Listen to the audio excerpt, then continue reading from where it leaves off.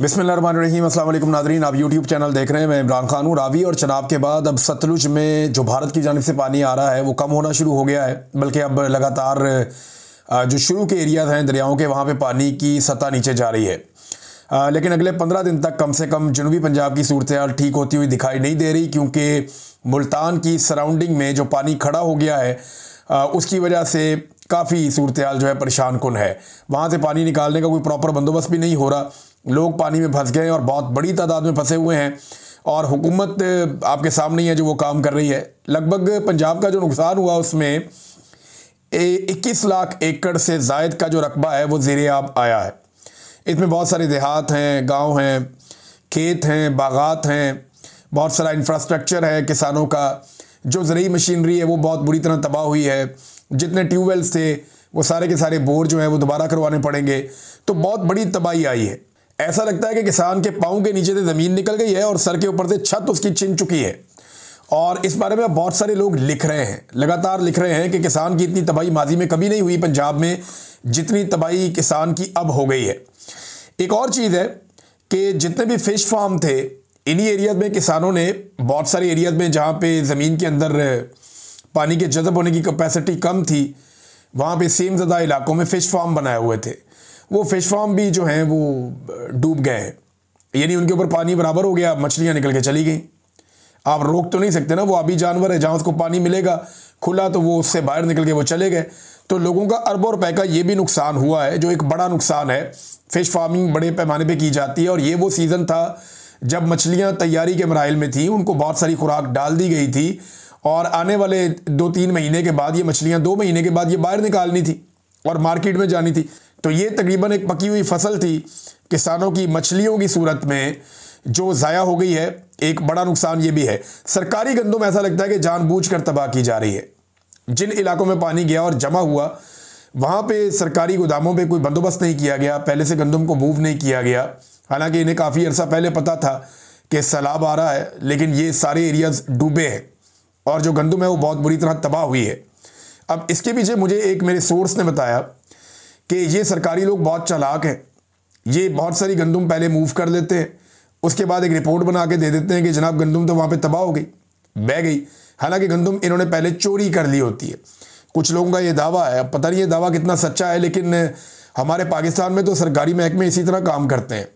नाज़रीन, जहाँ जहाँ पे टिकटॉकर्स जा रही है ना, वहाँ पे लोगों को खाना मिल जाता है, रोटी मिल जाती है, ये चॉकलेट भी दे देते हैं, कोई सेब के दाने भी दे देते हैं, फल भी थोड़ा बहुत बांट देते हैं, अपने हाथ से पानी शानी भी पिला लेते हैं, अपनी वीडियोस वगैरह बना लेते हैं। लेकिन जहाँ पे ये नहीं पहुँचते, और क्योंकि लाखों लोग हैं, बहुत बड़ी तादाद में है, तो ये मैक्सिमम पहुँचते हैं 10, 15, 20, 25 लोगों तक या 100-200 लोगों तक। तो मैक्सिमम लोग जो हैं वो वहाँ तक ये पहुँच नहीं पाते। और जहाँ पे ये नहीं जाते वहाँ पे क्या हो रहा है, एक खातून की वीडियो ही वो रो रही थी। वो ये कहती है मेरे 7 बच्चे हैं, हमें 1 प्लेट चावल के मिले। अब बताओ मैं 7 बच्चों का पेट कैसे भरूं। सूरत हाल तो यही है। लोगों को राशन दिया जाता है, तस्वीरें बनाई जाती हैं और बाद में राशन वापस ले लिया जाता है। मेरे पास बाकायदा वीडियो है ये हरकत करने की। लोग रो रहे हैं कि जनाब हमसे अभी राशन हमें दिया, तस्वीरों में वीडियो बना के, बाद में हमारे नाम लिख लिए, जनाब आप जाते हुए यहाँ से राशन उठा लीजिएगा। अब हम जाते हमें राशन देते नहीं, वापस ले लिया। इस तरह की लोगों के साथ बेहूदगी की जा रही है। ये मैं एक पैकेट देख रहा था, इसको देखें ना, इसके अंदर जो सामान है, सामान की मालियत कम है, पैकेट की मालियत ज़्यादा है। ये जो इश्तिहारी पैकेट है इसकी मालियत ज़्यादा है, सामान की मालियत कम है। एक अजीब पागलपन है जिसके साथ पंजाब के सूबे को चलाया जा रहा है। यानी ये आप सिर्फ पैकेट को देखें ना, ये कितना कीमती पैकेट है, इसकी कितनी मालियत होगी। भाई इन पैसों से आप लोगों को रोटी खिला देते, उनके पेट में कुछ चला जाता, लेकिन अपनी ज़ाती तशहीर के चक्कर में इन्होंने सारी लिमिट्स क्रॉस कर दी हैं। ये अब लिमिट तो कहीं रुकती नहीं है। ये देखें ना, एक अस्पताल है, इसकी इमरजेंसी का दरवाज़ा देखें आप, ये इमरजेंसी का दरवाज़ा और इसके ऊपर 8 तस्वीरें लगी हुई हैं इसके आसपास। ये नीचे ऊपर आसपास आप गिने ना तो 8 तस्वीरें लगी हुई हैं टिकटॉकर वज़ीर आला की। ये एक ज़हनी मर्ज़ है और ये कुछ नहीं है। क्या एस्टेब्लिशमेंट ये जो फोटोगर्दी कर रही है, इसको मैं फोटोगर्दी कहूँगा। जैसे दहशतगर्दी की जाती है ना, ज़बरदस्ती लोगों को दहशतज़दा किया जाता है, इसी तरह इस तस्वीर से लोगों को दहशतज़दा किया जा रहा है। ये जो इस वक्त एस्टेब्लिशमेंट एक फ़ोटोगर्दी कर रही है, क्या इस फोटोगर्दी के ज़रिए से एक नाकाम टिकटॉकर को लीडर साबित किया जा सकता है? मुझे तो ये होता हुआ दिखाई नहीं दे रहा। हालात इनके ये हैं कि नादरीन, ये ज़रा वीडियो एक देखें आप, छोटी सी।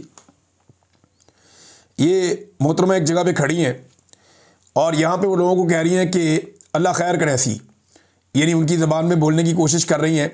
हाथ के अंदर पकड़ा हुआ है एक माइक्रोफोन और लोग जो हैं वो सामने दूर खड़े किए हुए हैं।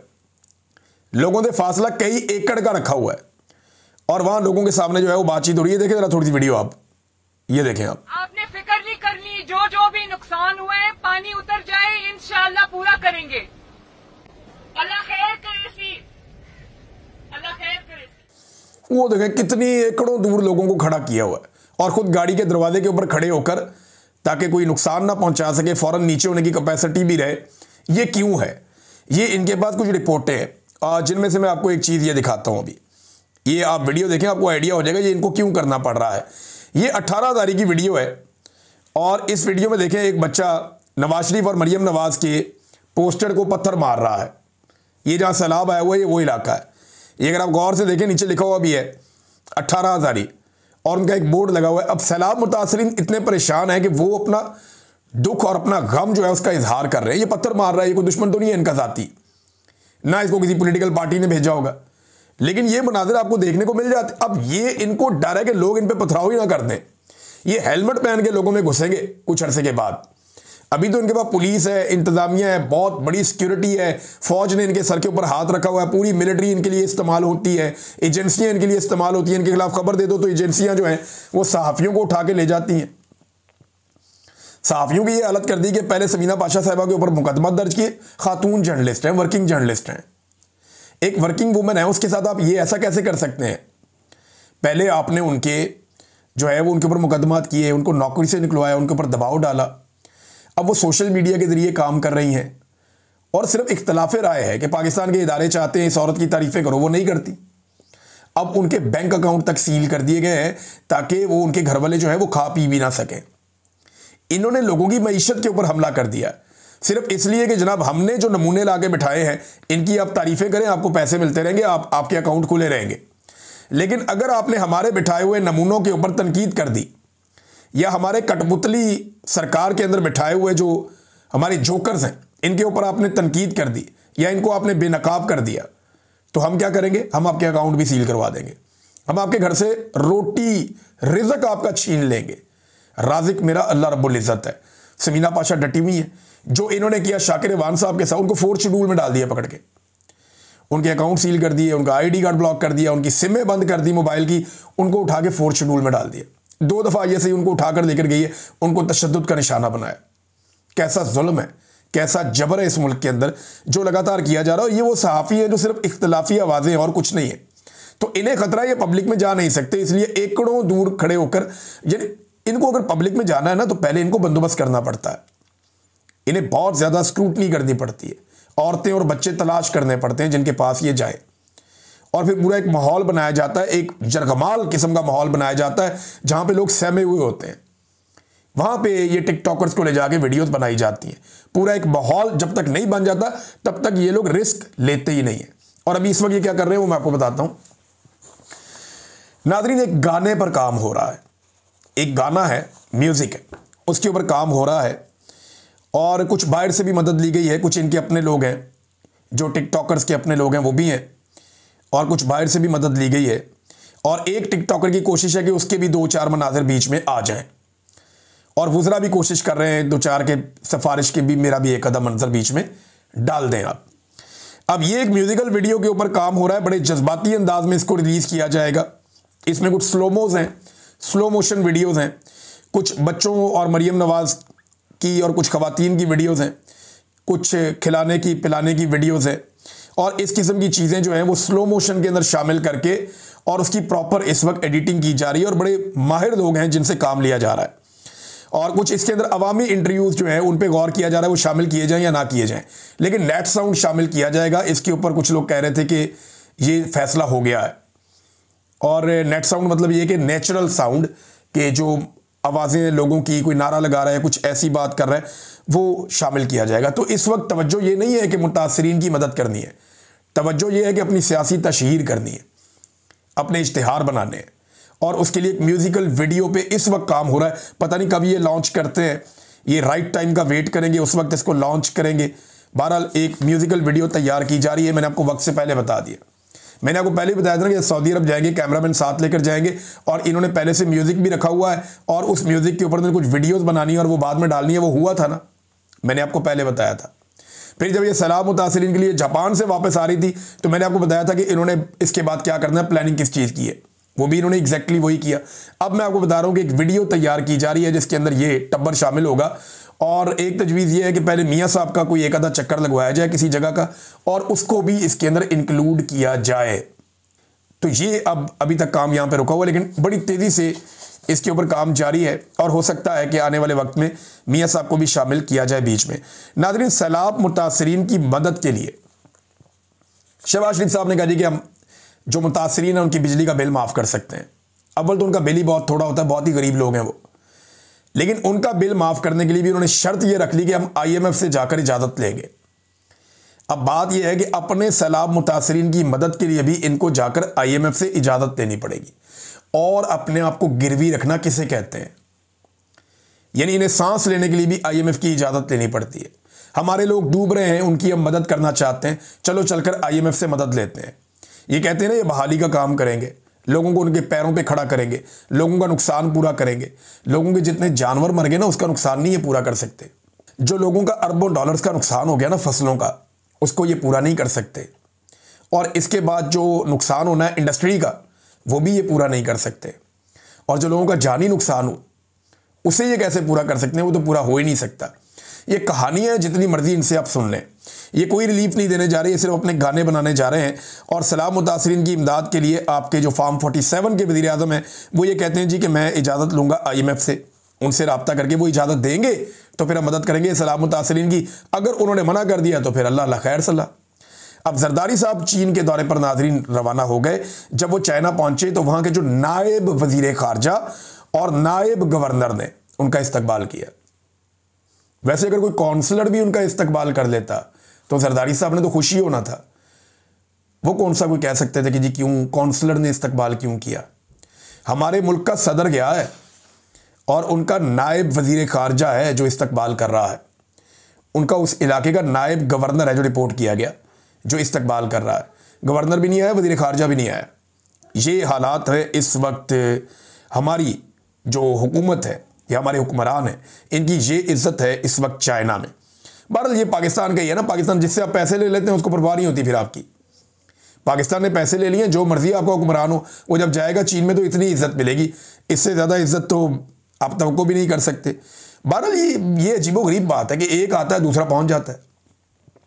अभी शहबाज शरीफ ने दौरा किया, आर्मी चीफ ने दौरा किया, ऐसी कौन सी चीज़ें रह गई हैं जो जरदारी साहब अब करने चले गए हैं, जबकि आईनी नुक्ता नज़र से उनके पास ऐसा कोई इख्तियार भी नहीं है। ये दौरा बराए दौरा तो हो सकता है, लेकिन आइन में सदर पाकिस्तान के पास ऐसे इख्तियार तो नहीं है कि उनके दौरे में कुछ चीज़ें डेवलप हो जाएंगी। MOU साइन होने थे वो हो गए, अब जरदारी साहब लेने क्या गए हैं। तो ये बराए नाम दौरे हैं जो किए जाते हैं और करवाए जाते हैं। एक इंटरटेनमेंट है पाकिस्तान की लगी हुई है, एक आ रहा है दूसरा जा रहा है, इनकी आनियाँ जानियाँ ख़त्म नहीं हो रही।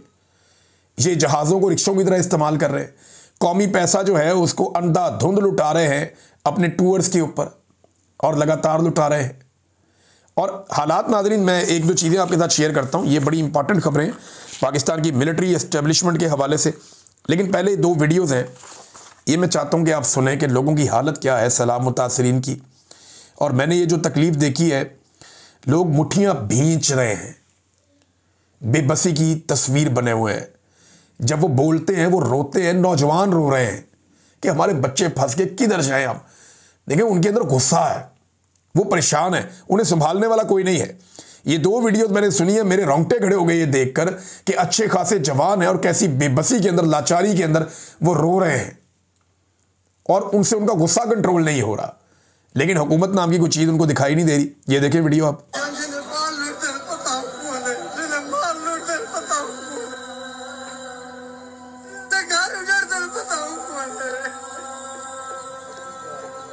जिसका माल लुटता है, जिसका घर उजड़ता है, पता सिर्फ उसी को होता है उस दुख का, कोई और नहीं समझता। वो ये कह रहा है।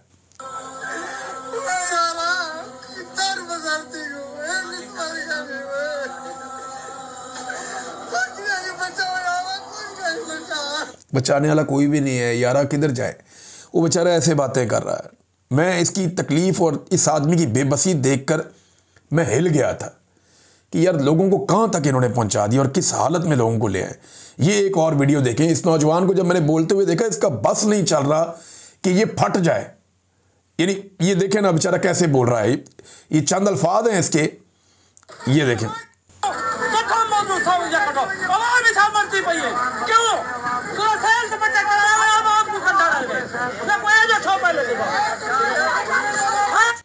चिल्ला रहा है वो रेस्क्यू वालों को देख करके, आवाम मर रही है, क्या कर रहे हो तुम लोग, चिल्ला रहा है ये आदमी और बेबसी की तस्वीर बना हुआ है। ये नाज़रीन मैंने बहुत सारी ऐसी वीडियोस देखी है। वो रोता हुआ बंदा निकला पानी में से बाहर, ड्रमों के ऊपर, पता नहीं कितने किलोमीटर बेचारा ड्रमों के ऊपर तैर के बाहर निकला, थका हुआ था, रोता हुआ निकला और निकल के उसने बताया कि सारे मर गए, मैं कश्ती में लेकर आ रहा था, मैं नहीं बचा पाया अपनी फैमिली को, कश्ती डूब गई, सारे मर गए। ये उसने असदुल्ला खान साहब को बताया। असदुल्ला खान साहब हों, हमारे दोस्त शहबाज साहब हों, फाज शहबाज साहब, या उमर दराज गोंदल साहब हैं, अब शेख साहब हैं, शेख आगा शेख सरवर साहब हैं, हसनैन हैं, उस्मान चौधरी हैं, ये सारे लोग जो चीज़ें रिपोर्ट कर रहे हैं ना, उससे बड़ी तकलीफ़ हो रही है।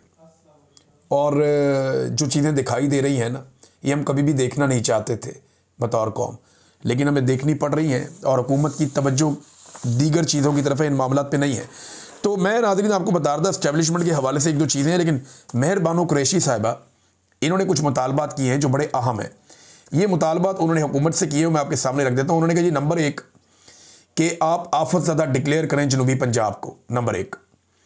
फिर उन्होंने कहा कि अलीपुर 90% और जलालपुर 80%, ये शेरशाह 50% ये डूबे हुए हैं, इनके आबियाने और इनके टैक्सेस माफ़ किए जाएं, ज़रूरी टैक्स पूरी तरह माफ़ कर दिए जाएं, छोटे किसानों के कर्ज़े माफ़ किए जाएं, 1 साल के लिए बीज और खादें इनको किसानों को फ्री दी जाएं, फिर ये अपने पैरों पे खड़े होते हैं, वरना ये लोग तो तबाह हो गए।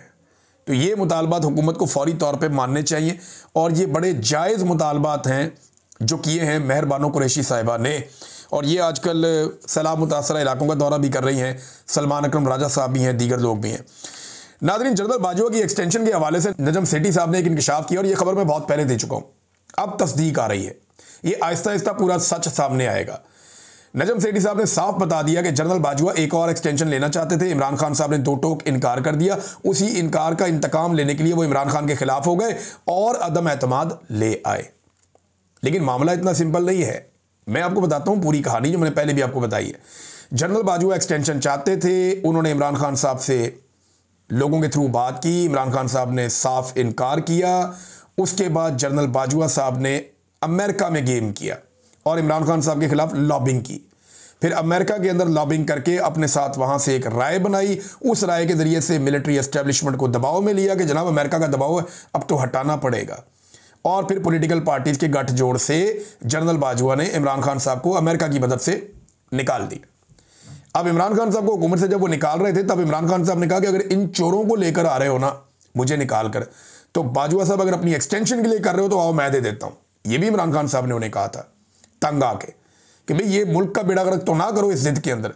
लेकिन बाजवा साहब बहुत आगे निकल गए थे, उन्होंने अमेरिका को और सियासतदानों को राजी कर लिया हुआ था और वो जिद में आ गए थे, उन्होंने एक्सटेंशन भी नहीं मिली, मुल्क का भी बेड़ा गर्क कर दिया पकड़ के, और अभी तक मुल्क वैसे ही चल रहा है। हालात इस वक्त क्या है जरा ये देखें। एक वकार मलिक साहब ने एक ट्वीट किया, ये इंपॉर्टेंट है डाटा।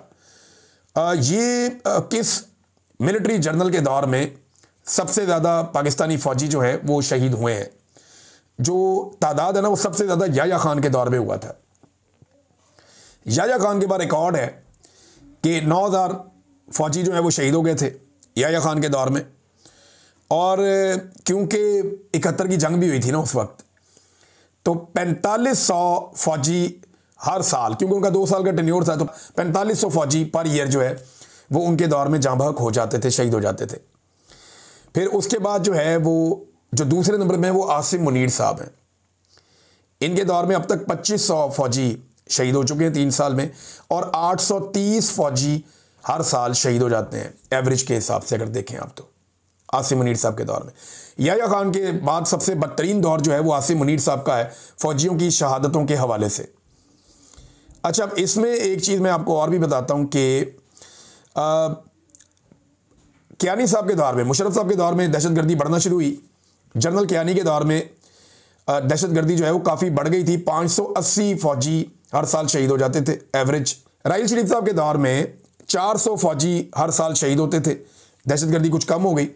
इमरान खान और जनरल बाजवा का दौर आया तो दहशतगर्दी मज़ीद कम हो गई और 130 फौजी फ़ी साल शहीद होना शुरू हो गए, यानी बहुत कम तादाद हो गई थी। अब आसिम मुनीर साहब के दौर में एकदम दहशतगर्दी बहुत ऊपर गई और इतनी ऊपर गई कि कियानी साहब का, राहील शरीफ साहब का और बाजवा साहब का सबका रिकॉर्ड टूट गया और इस रिपोर्ट के मुताबिक 830 फौजी हर साल पाकिस्तान के शहीद हो रहे हैं बदकिस्मती से। नाज़रीन, अब तक के लिए इतना ही। अपना ख्याल रखिएगा, अपने इस चैनल का भी। अल्लाह हाफ़िज़।